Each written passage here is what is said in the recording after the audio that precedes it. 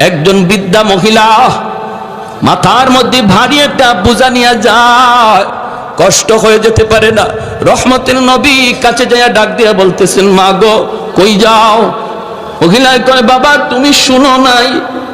বলে কি? কয়, মক্কা মুহাম্মদ দখল করে নিয়েছে। এই মক্কা মুহাম্মদ দখল করে নিয়েছে, তুমি বুঝি শুনো নাই? আল্লাহর নবী বলেন, মা গো শুনেছি, এও তো শুনেছি মুহাম্মদ তোমাদেরকে ক্ষমা করে দিয়েছে। মহিলায় কই, না রে বাবা, তুমি মুহাম্মদ রে চিনো না। মুহাম্মদ রক্তপাত পছন্দ করে, খুব গরম মানুষ। মুহাম্মদ মারামারি কাটাকাটি বেশি পছন্দ করে, এজন্য বদলা নিবেই নিবে, তাড়াতাড়ি জান বাঁচাও।